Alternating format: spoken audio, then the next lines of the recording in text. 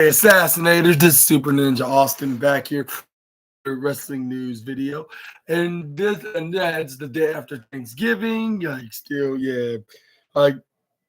having that the holiday spirit inside my system, and I hope y'all had a fun Thanksgiving yourself. Like for those that I haven't seen like yesterday, I wish y'all a happy Thanksgiving, even though it's the day after, but still give you those late wishes and early Merry Christmas wishes as well. Like because Christmas is right around the corner. It's probably around 27 days away or 26.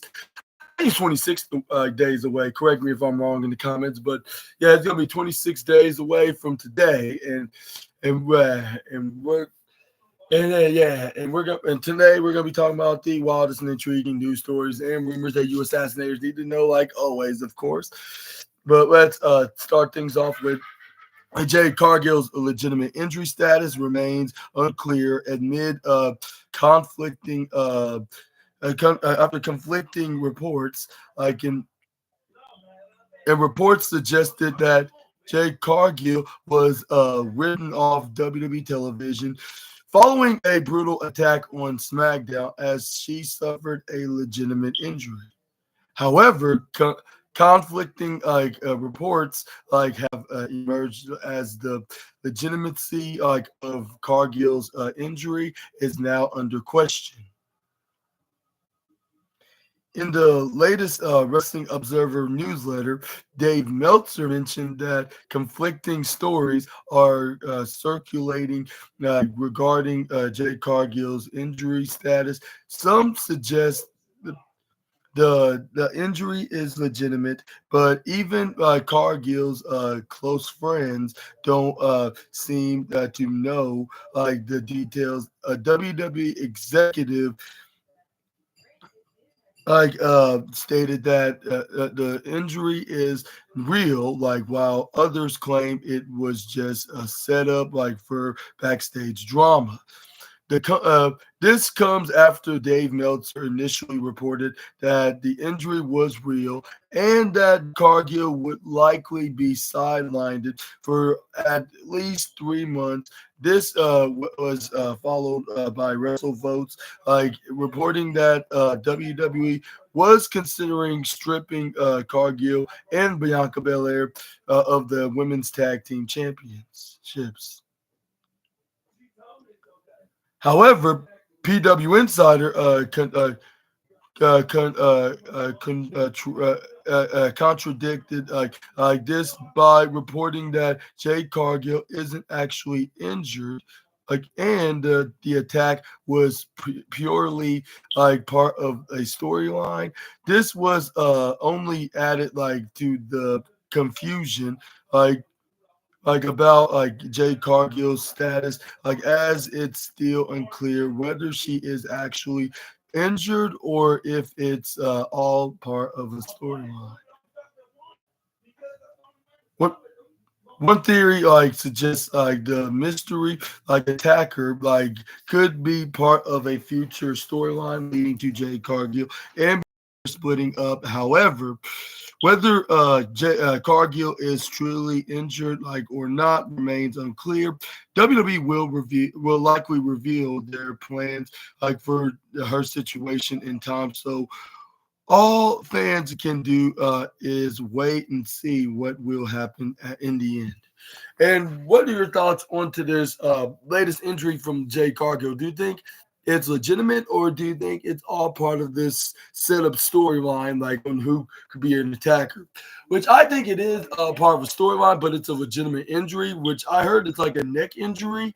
Then they just wrote her off by her getting attacked by somebody. And I wonder, who is the mystery in that. I wonder the mystery in though, whoever did it, we're just gonna have to wait until the next 2 or 3 months, when Jade Cargill do come back from her injury, and when we could see who was the attacker probably by surveillance footage or something like that, or even somebody taking putting a video. I'm not sure who it could possibly be that could just happen to just start filming, other than a general surveillance camera. But yeah, we're just gonna have to wait and see what's the story into this. And what whoever attacked Jay Cargo is probably gonna have something to do with the potential split up between the Storm and the EST, which I put my money on the person who's gonna be splitting from Jay Cargill, I should say.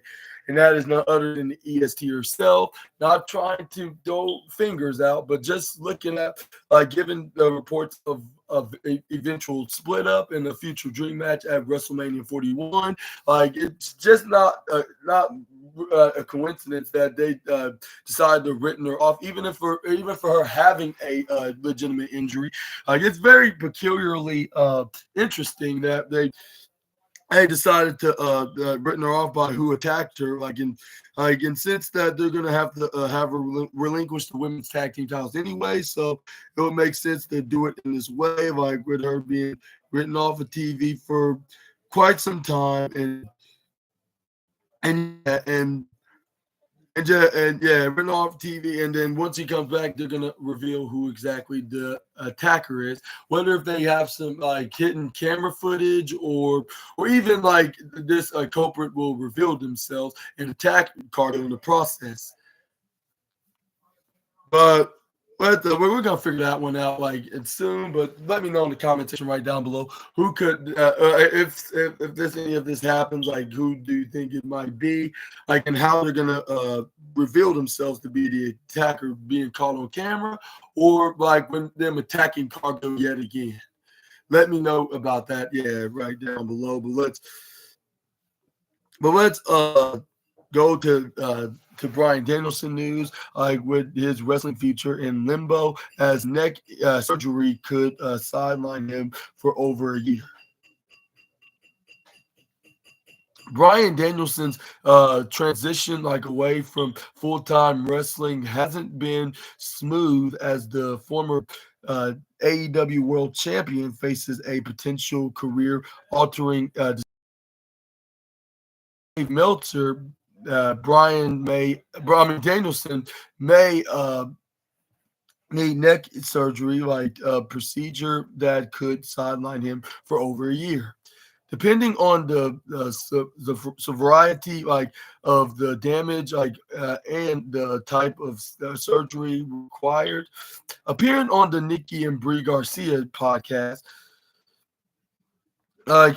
Danielson shared a candid updates on his health, and admitted his wrestling career has left him with ongoing neck issues. And he stated, "We don't know what's going to happen with my neck, but it honestly feels like I have a bobblehead." His he revealed, while his wife Brie Garcia confirmed the severity of his condition, noting surgery is on the table. Meltzer provided addition context, stating that Danielson is exploring all alternative before committing to surgery. The last word we had, which was several weeks back, is that he was going to. He's going to first do stem cell treatments to see if that would allow him to avoid neck surgery.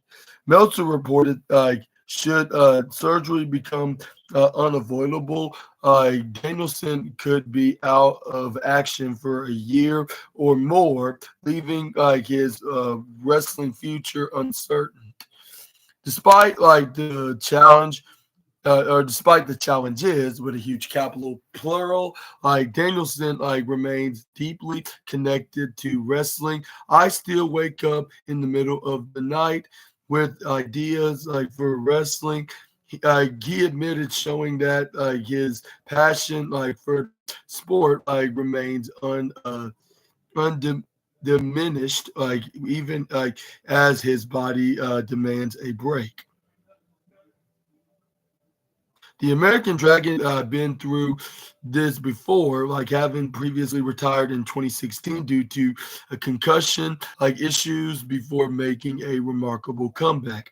However, this time like the situation feels different as his long-term health takes a certain stage.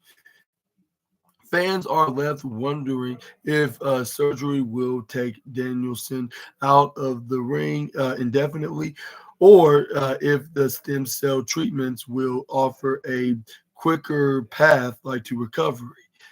Like for now, Danielson is taking it one step at a time, but the possibility like of a prolonged absence looms large.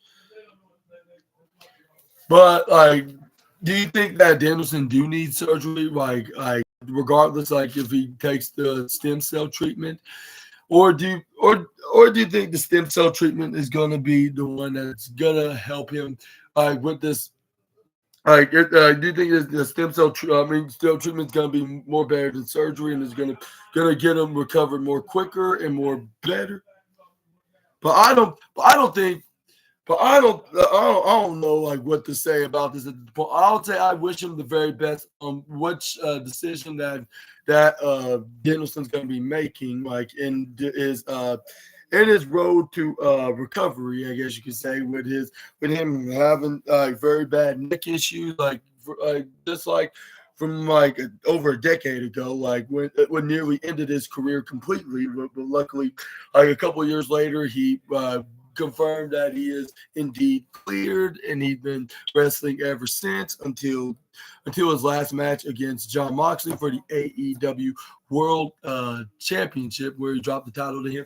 But he said the thing is, like, that doesn't mean he's retired. Like that means he's gonna be wrestling for a little while, and plus, like after he gets get to a road to recovery, then but what but once he gets his neck rehabilitated, whether if he needs a stem cell treatment or actual neck surgery, yeah, I hope he does make that return so he can get his revenge onto John Moxley and put the feud to rest, and then when him finally having one more match in his retirement, which I which I think that's probably going to be like maybe around, like he said, probably over a year. Maybe it's going to be in 2026 or 2027 when we see him make his retirement.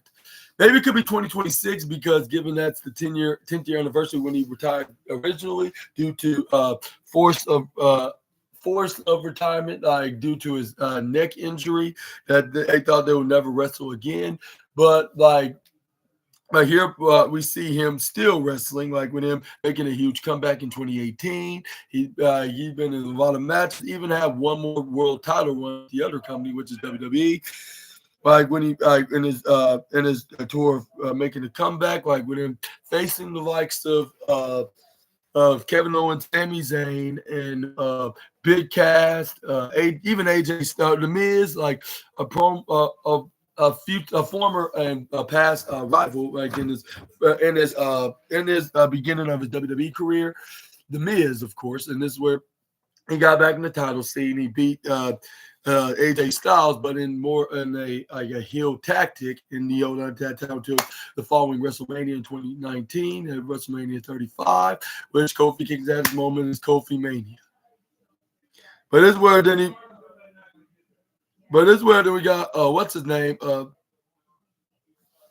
This is where we got what was, and this is where we got and this is where then we got who was it? It was And it was and the team with Eric Rowan, like the guy that helped him retain some of his championship reigns. Well, but especially championship defenses, not reigns. What am I even talking about? That helped him successfully defend his championship defenses, and yeah, and even one tag team goal with him until he turned on Bryan Danielson when he was revealed as Roman Reigns' attacker, and then yeah, there was Roman Reigns and Daniel Bryan against Luke Harper and Eric Rowan, which Luke Harper made his long 6-month awaited return, like with him attacking Roman Reigns and helping Eric Rowan get the win until like they fought him at Crown Jewel, which they were successful at, I believe. But yeah, like that was the last time we actually saw Luke Harper in WWE before he went to AEW, and then eventually sadly passed away at the end of that year in 2020, like where he made his debut in All Elite Wrestling, and then but yeah, enough about the history stories, and then, yeah, Daniel Bryan stuck around for the next couple of years until he lost into lo- until a loser leaves brand match, I believe, or company match actually for the Universal Championship, which he was banished from SmackDown. I believe that banishment is lifted, like ever since Roman Reigns have no longer been champion, and in like in the past 7 months now, yeah. But yeah, he's been in AEW ever since, and even if his contract did expire, I think he would have signed like a short term like extension to AEW to have at least one more match, and then he can fully hang up his boots for good. But some say he's already retired, and he asked for this to happen, him killing him off by him getting with the chair smashed around his neck and stuff like that. But that was very psychotic by the Death Riders in kayfabe, of course. But yeah, like let's hope that's not how they end Bryan Danielson's career in wrestling. I'm just saying, yeah, maybe they hopefully and they actually have an actual like retirement send off like to the American Dragon, with him calling it a quits by him getting some justice or revenge onto Mister I'll say leader of the toxic water from Cincinnati, which they use some cleaning fluids in there. I forgot to tell you, Assassinator, but it was. But it was pointed out by a fellow YouTuber, like because when they because that's what they did to Orange Cassidy. They made him drink fluid, but not on screen, like the cleaning fluid, like on not on screen, but rather off screen in kayfabe, I should say. That's what they said in AEW on the post show Dynamite. But I don't know why they made it into a storyline. I mean, it makes sense, like like with them doing like a what's called like a contest, like whoever wins not only leaves like the city as champion, but they're gonna be either Orange Cassidy. If Orange Cassidy loses, he's gonna have to be poisoned by and brainwashed by that what they call that toxic Cincinnati water that's made out of cleaning fluid and some other disgusting poison-like substance, which I'm not gonna get into until I talk about AEW Dynamite or Collision. But anyways, and then but John Moxley lost, which he unfortunately didn't. He he he'll drink the pure water and get back to normal, if he ever was normal. But anyways, let's move on to the next slide. But but yeah, hopefully Bryan Danielson do come back and get some revenge and story like in AEW programming. But moving on from one AEW wrestler and former WWE wrestler to another, and as Adam Copeland's possible AEW in-ring return date, probably said to be revealed. According to Dave Meltzer in the latest Wrestling Observer newsletter, Copeland's return could take place on January 1st, 2025, during the AEW's first slash TBS simulcast marketing a new era like for the promotion. Like the event scheduled for Asheville, North Carolina, Copeland's hometown.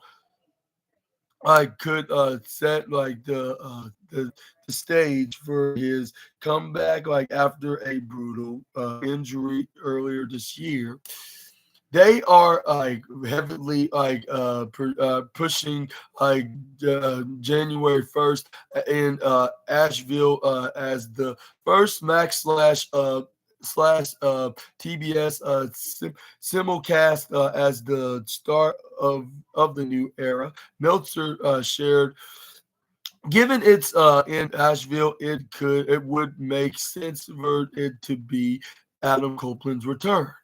That do make sense, given it is that is that it is what's his name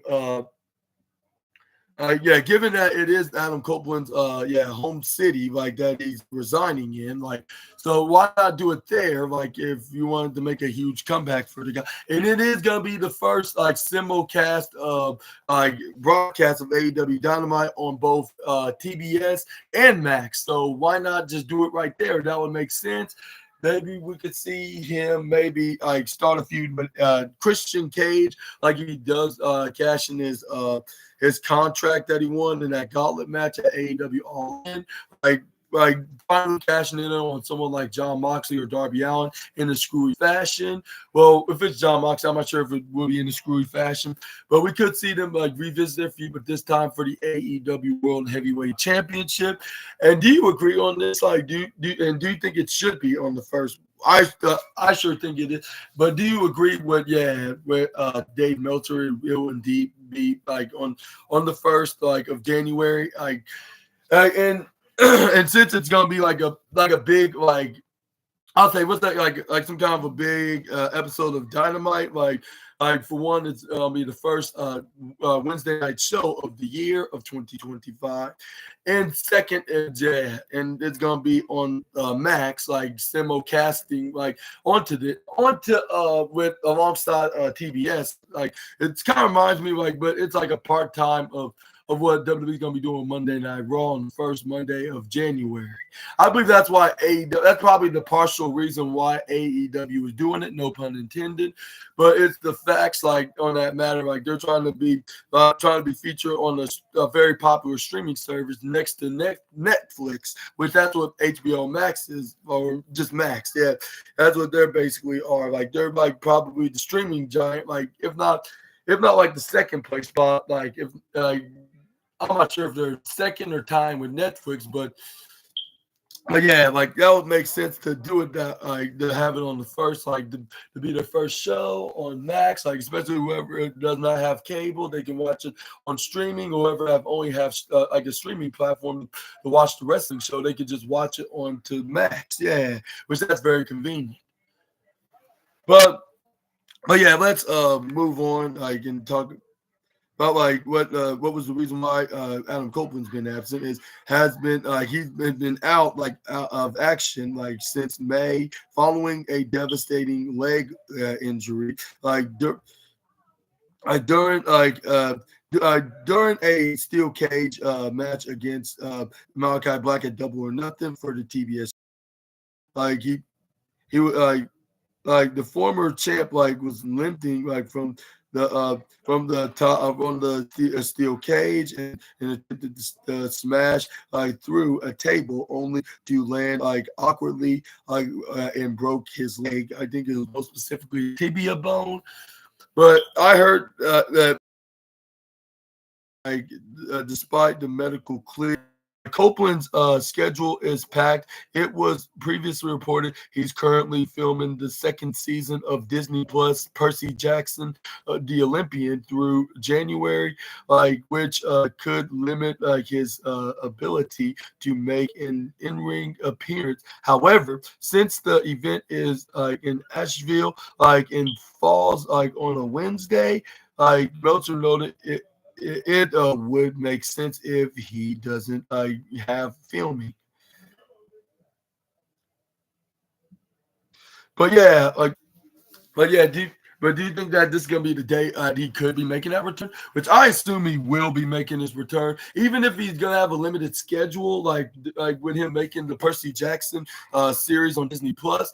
I think he'll probably he'll arrange some time at least to make an appearance on the first episode of AEW Dynamite in January 2025, in his home city of Asheville. And that's where we can see him making a return and tease a program with someone like Christian Cage. Maybe it could be Daniel Garcia, because that's the title that he has never lost, just like the World Heavyweight Championship over in the other company in WWE.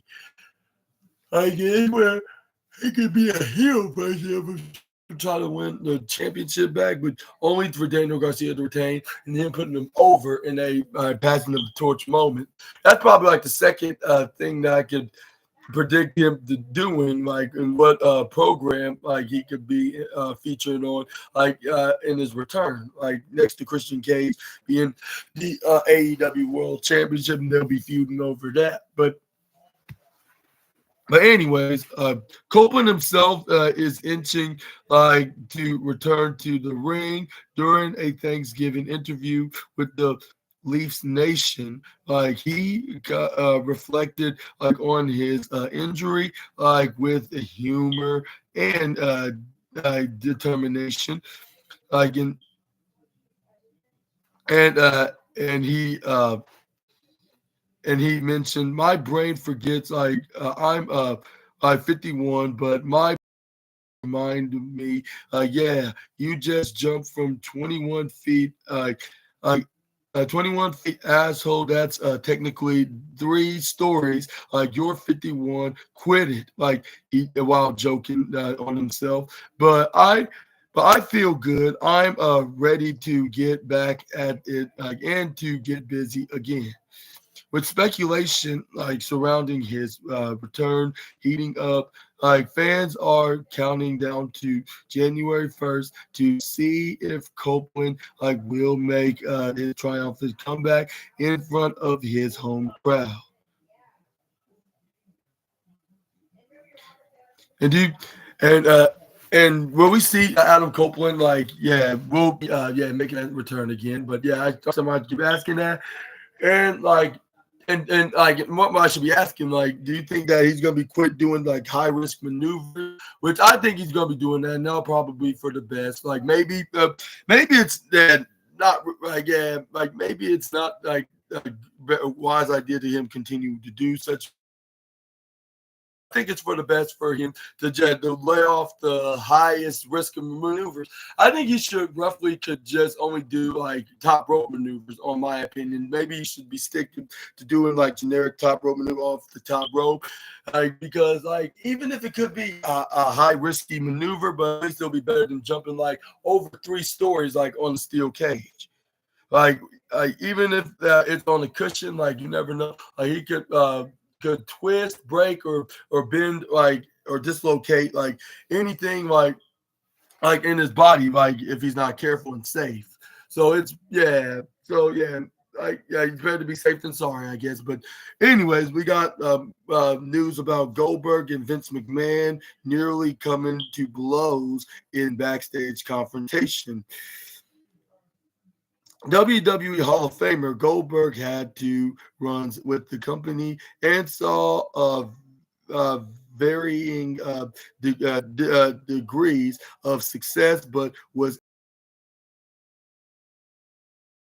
moments he ended up having some backstage confrontations during his first stint in WWE, and it appears this is included like even Vince McMahon. While speaking on the 10 count media, right, Ernest, Ernest Miller like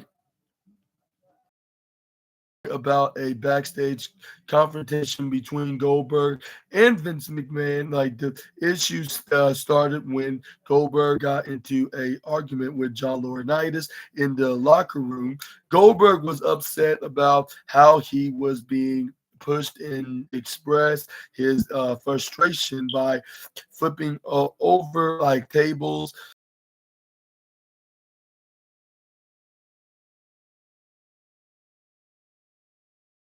Johnny quickly left the room and went to get Vince McMahon, and and it was and it was stated Goldberg got in a fight like in the locker room, like not with Chris Jericho, but like with Johnny Ace. Like he was upset about how he was being pushed. He told Johnny, "This is bull crap. The way you guys are pushing like me, like in explanation." He flipped over tables and everything. Like Johnny hauled himself out of there and went down the hall to get Vince McMahon.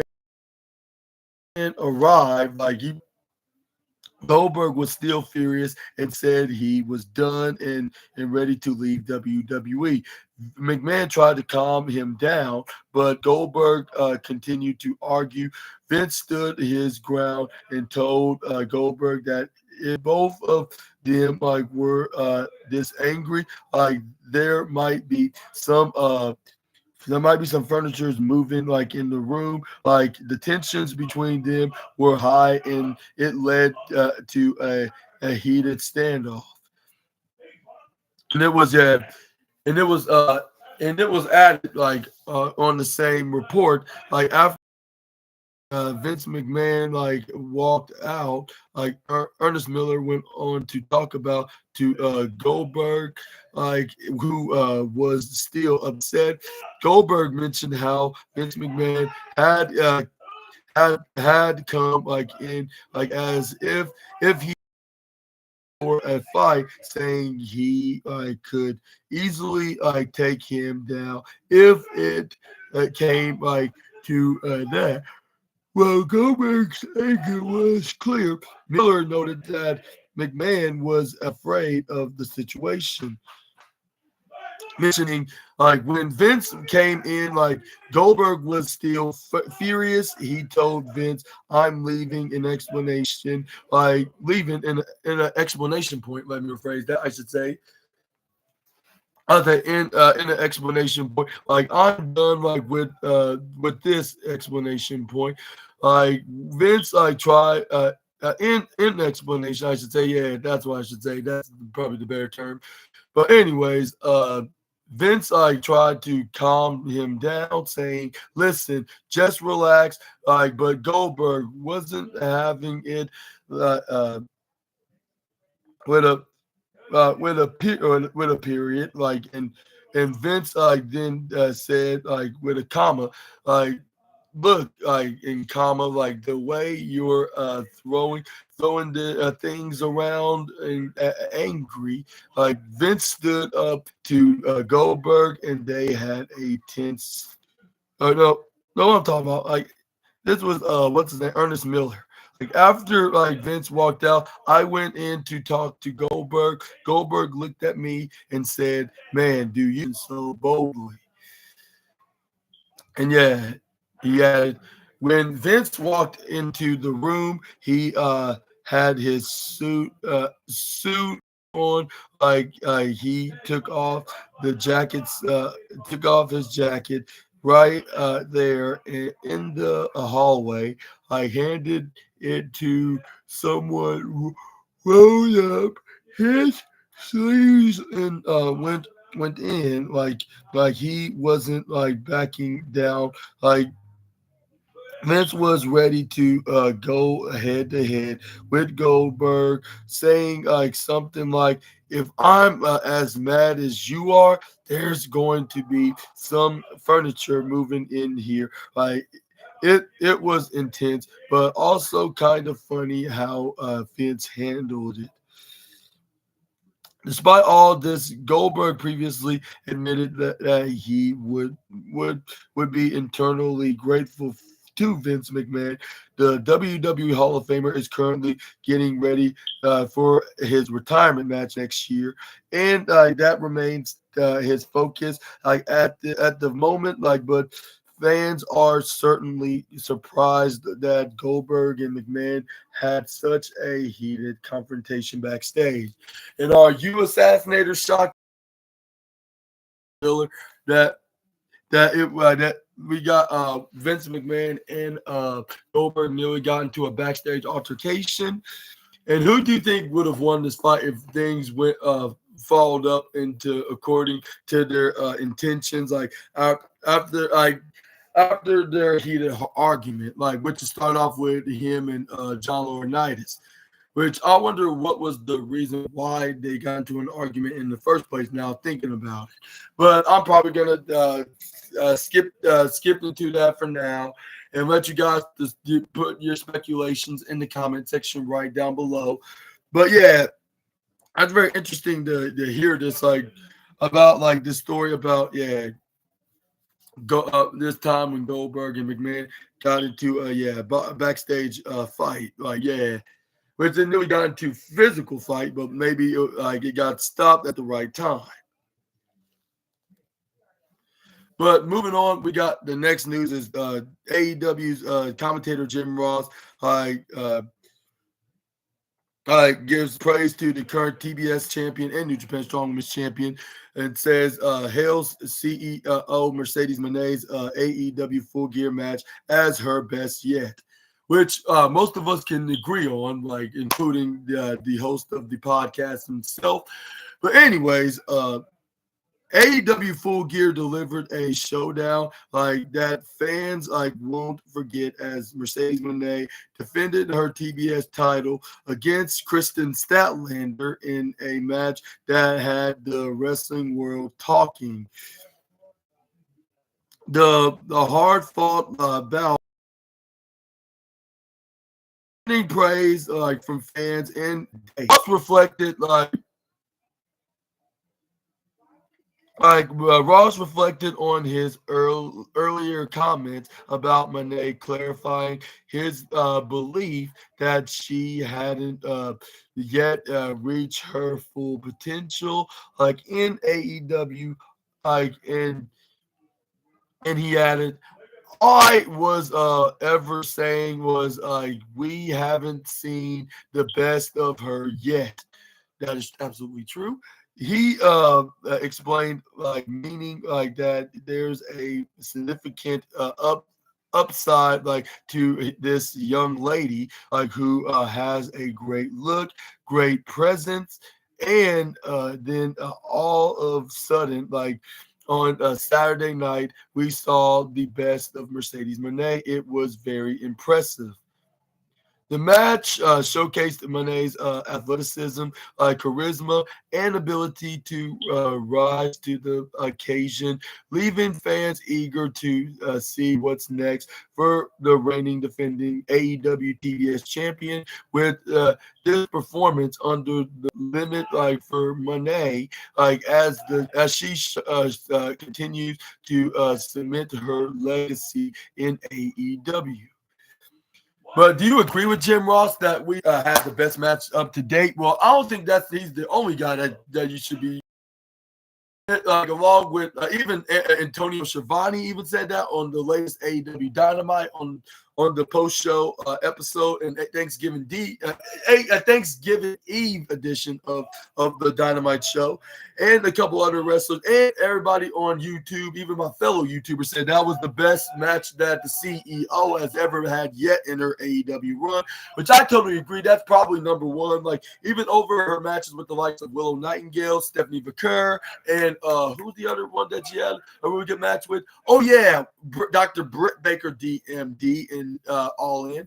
So yeah, this is definitely getting number one on the top 5 or even top 10 list of her best AEW matches up to date. I'll say maybe top 5 because there's a few matches everybody will pick that as their favorites, like including yours truly, I guess you could say. But yeah, but do you think that we have not seen much more of Mercedes Moné yet? Like, and do you think Jim Ross is right with? And do you agree, like I just said earlier, which I sure definitely do? Like Jim Ross do have a point. Like yeah, like she may not be like what I'll say one in comparison, who to put in comparison of the greatest of all time. Whether if it's overall, like whether if it's a man or a woman or just a woman wrestler. I'm trying to think. I'll say, what if it's on AEW or whether if it's on WWE? What should I do in comparison? Like, who is the best of the best? I'll say this could be a comparison in the. I'll say maybe in the women's division. Yeah, like who's to say who's the best like of all time is the. I'm not sure who to put in comparison, but yeah, like my point is like who, like it, like we just only seen her for the last like 7 or 8 months, like 7 or 8 months, like she's just getting started, like it's just in the mid card, like she's like in the mid card division, making it look like if it's another women's main event division, like and not just something in the middle, like and. Again, I'm surprised that they AEW haven't even have a main event like a TBS Championship match, even on a Dynamite, which that's probably yet to happen, but that's probably eventually going to be happening, and probably in maybe in the next couple of weeks, or maybe even the month after that. Like maybe, who knows? Maybe it could be the main event of the premiere on the simulcast Dynamite in Asheville, North Carolina. Yeah, and it's gonna be on TBS and on Max, which that would be a really great idea to do. Like if they can't find any other match to make it the main event, but we're just gonna have to wait and see. But yeah, she knows about plenty of things about main events. Like even though like she is a former multi-time WWE Women's Champion when she main evented WrestleMania at night one of WrestleMania 37 against Bianca Belair. So this is not her first time main eventing a big event like overall in wrestling, because she already achieved that accomplishment. But what about an AEW side of the pond? Like that would be really great. Like even though we could be seeing that like in the future on AEW's version of WrestleMania, which is All In. But maybe that could happen. Like maybe she could main event that show like to with another fellow African American women's wrestler, just like what she did with Bianca. And do you think that could happen? Do you think it's somebody that's already on AEW, or do you think that's somebody that's about to be in AEW? Let me know down in the comments below about that. But yeah, like wish the CEO the best of luck on whatever her future is in the Jacksonville-based promotion. But moving on from AEW to TNA news now, as Turning Point hit with last-minute changes due to travel issues. Like TNA Turning Point just took an unexpected twist as the company announced Trey McGinnis, the high flying superstar, was to team up with Zachary Wentz and Kushida in a 6-man tag team match against the Hardys, most specifically Matt and Jeff Hardy and Ace Austin. TNA Wrestling updated, confirmed the news on Twitter, writing an update due to the traveling complications. They complications. They write. Trey Miguel will not be able to compete tonight, at TNA Turning Point. Like a replacement will be named tonight.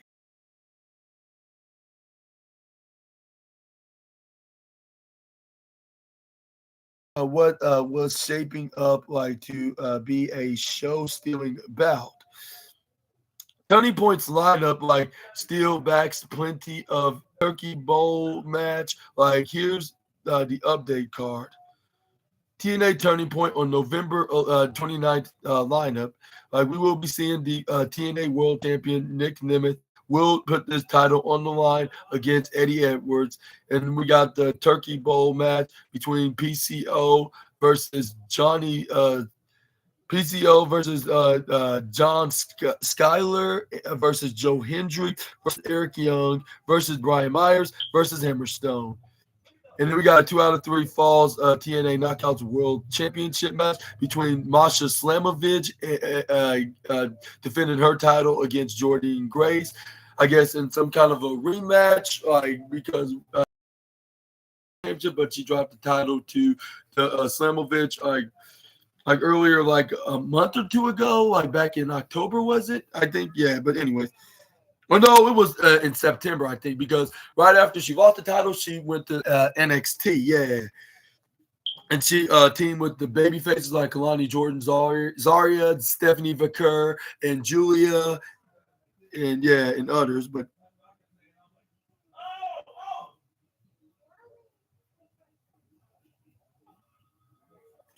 yeah, next up we got the TNA X Division Championship match between Moose versus Laredo Kid. Excuse me for a moment.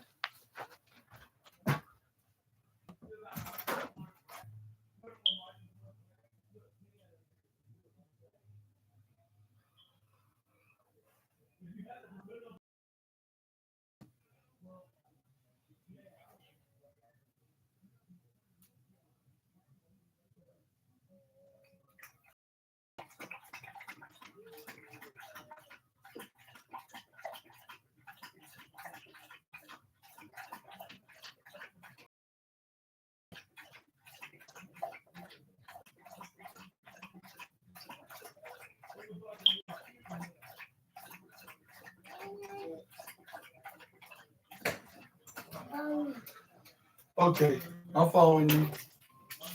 I'm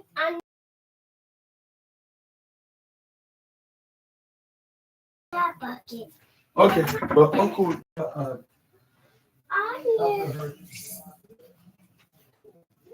I use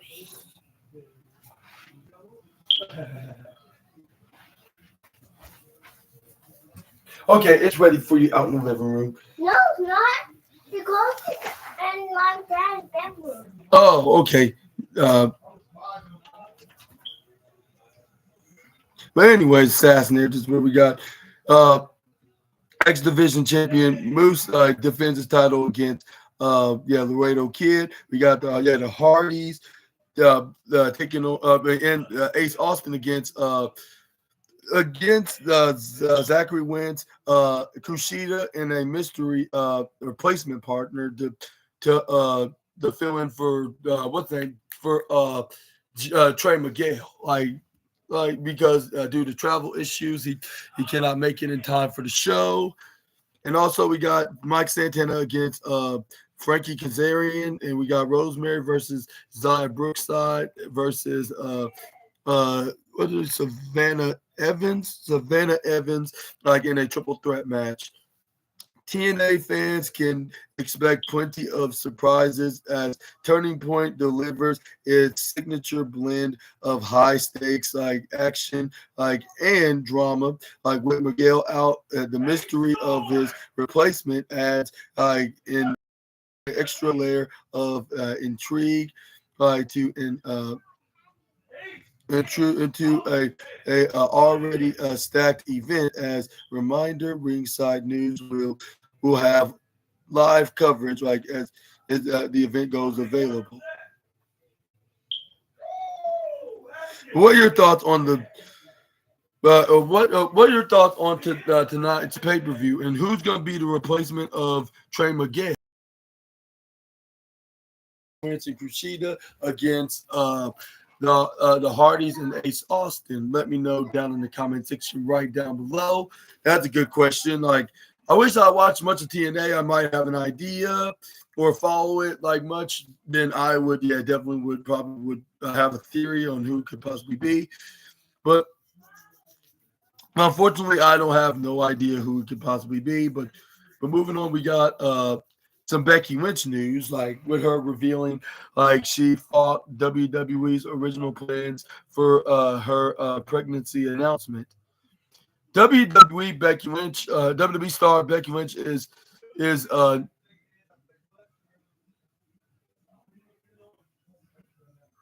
known for fighting for what she believes in, like both like inside and out, like the tech. The ring recently,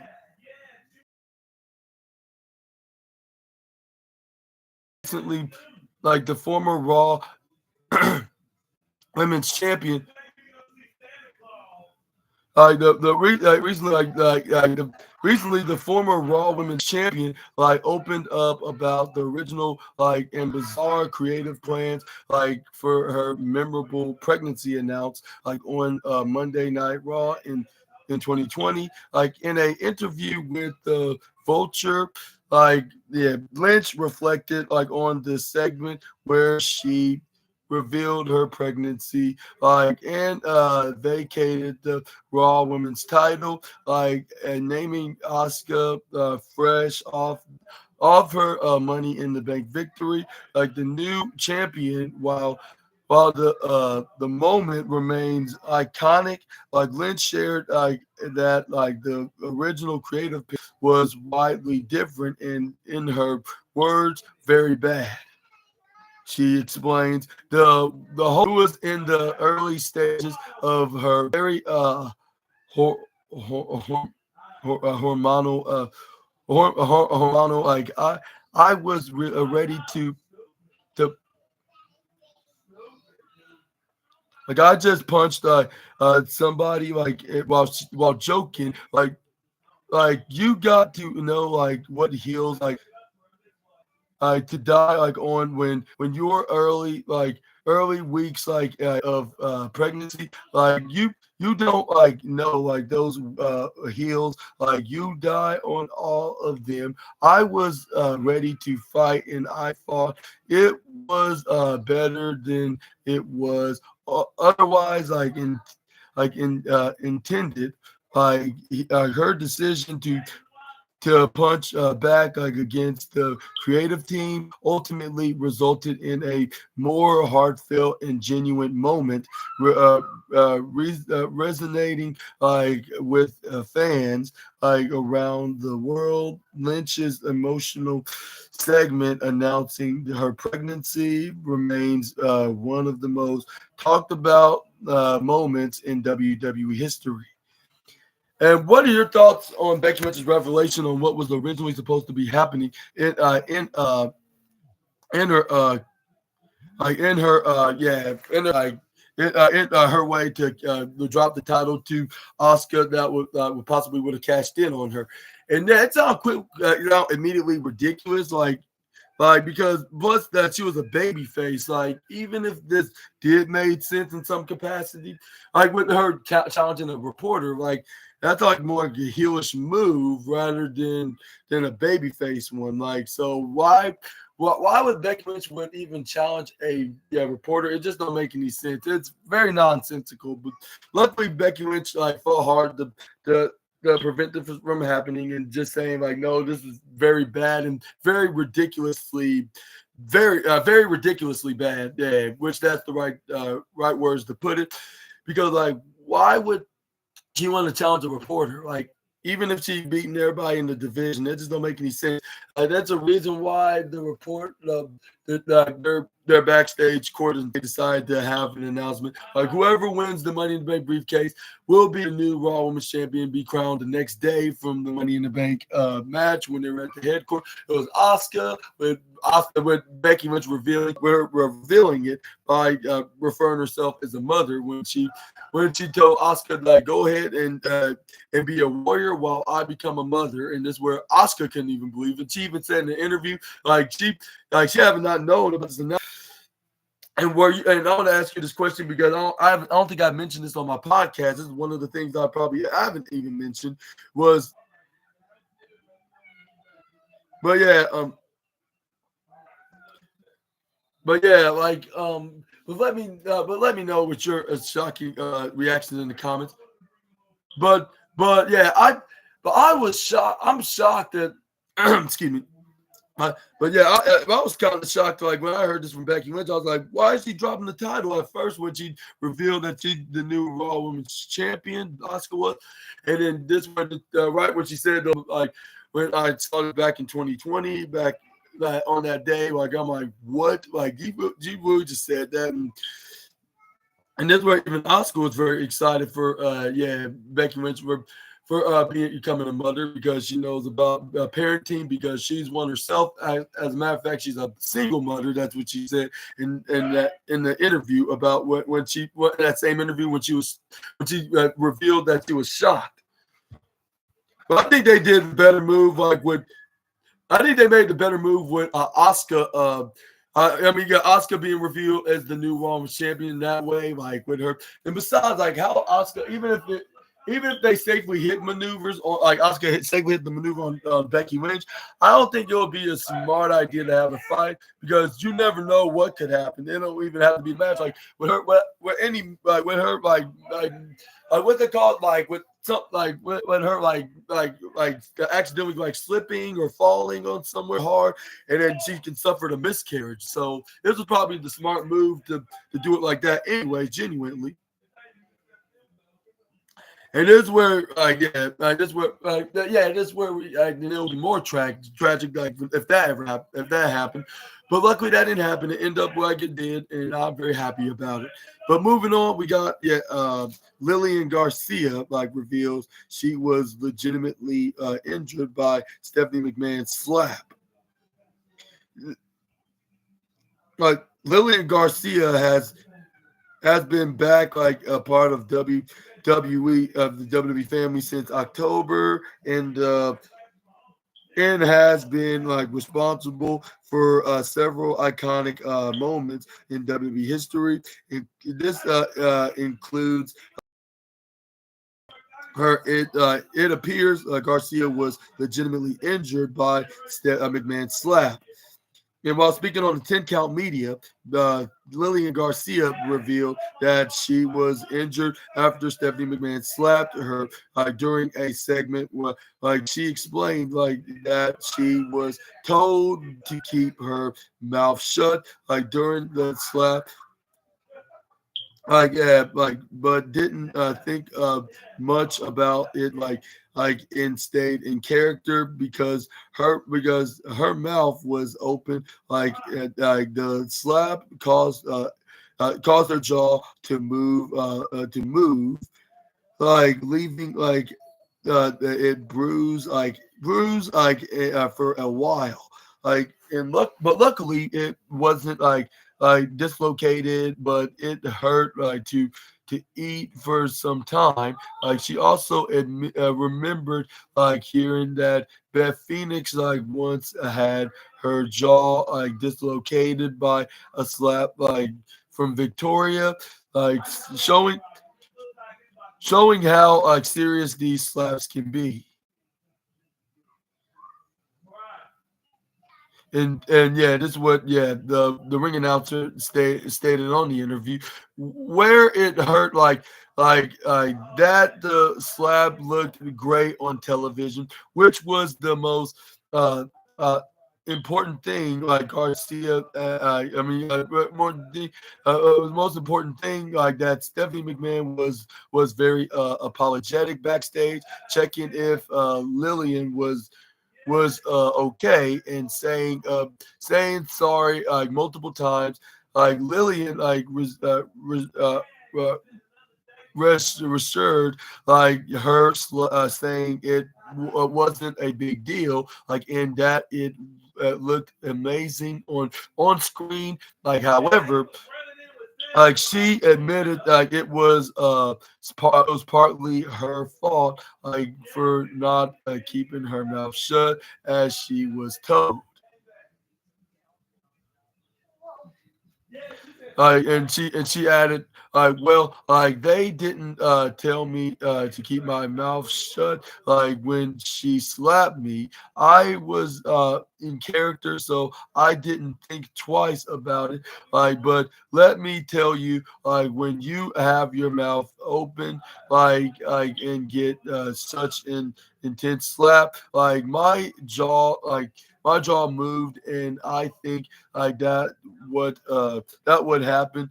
I remember hearing that Beth Phoenix wasn't it Victoria who slapped her one time in question actually dislocating her jaw. It's a thing. So yeah, it hurt really bad. Luckily, I didn't dislocated it, but it was bruised for a while, and it hurt to eat. Like it was intense. But Steph was a sweet was so sweet backstage. Like like she she kept asking are you okay in question.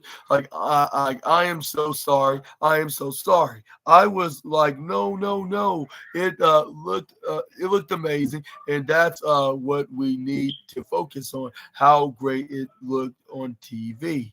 Backstage, I was just thinking it's my fault because you guys told me uh, to keep my mouth shut. Even Ronda Rousey suffered a concussion after getting slapped by Stephanie McMahon. Man, it seems like that Stephanie slaps maybe is dangerous after all. No wonder she does that maneuver, even to men, like she did to the likes of Roman Reigns, John Cena, Randy Orton, even her own husband Triple H, and that 7 foot whale guy that's in Gorilla in AEW right now. That was in a feud with the Authority figure when they were healed, when they were when they were heels, and then yeah, this 7-foot giant whale was the baby face at the time back 11 years ago. But that's probably gonna be a different story for a different day. Like, but but I could but I could. I think, but I like now hearing by Lillian Garcia. Maybe Ronda Rousey was not exaggerating after all. That's all I'm probably going to be saying at this point. But anyways, so it's clearly like that. So it's clearly that Stephanie's slaps were more vicious than anyone could have imagined. Regardless, Lillian Garcia took it like a professional and held no ill will towards McMahon for the slap. And, and what is your reaction about Lillian Garcia being brutally injured, from Stephanie slap before, like in her first run as a ring announcer? But luckily, when she got slapped, it was no broken bones or dislocating jaws, like how Victoria, like Beth Phoenix got when she got slapped by Victoria before, I believe in WWE, if I'm not mistaken. But yeah, but fortunately for Lillian Garcia, nothing major, even though it was still an injury. But luckily, like for that while, she got recovered, and yeah, and now it's great to see her back. Like in over, I'll say 8 years later, like when the last one was back in all the way in 2016, was it? Yeah. Again, and now we're seeing her in 2024, all thanks to Samantha Irvin leaving, and that gave an opportunity for WWE to bring back the legendary female and an OG female ring announcer at that point, I should say. And but what are your thoughts onto this matter? Like, from this silly, very funny story, and but. But let me know in the comment section right down below what and do you think that you should not mess with Stephanie McMahon, because do you think her slaps are very dangerous? Let me know down in the comment section right down below. Maybe you should take Lillian Garcia and Ronda Rousey's advice. It's not the best to take Stephanie's slap. Maybe it's for the best. Maybe she do have a heavy hand, like when it comes to those deadly and most. More likely, yeah, the most deadliest slaps in all of professional wrestling. Let me rephrase that. Now thinking about, but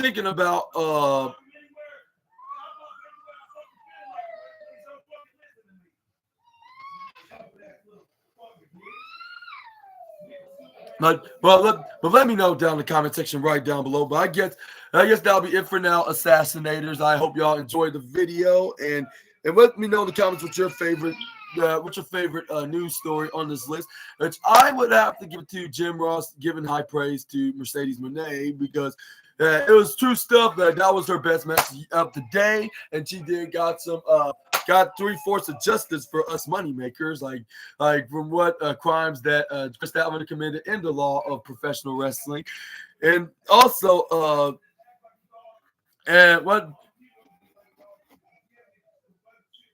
But yeah, let me know in the comment section what's your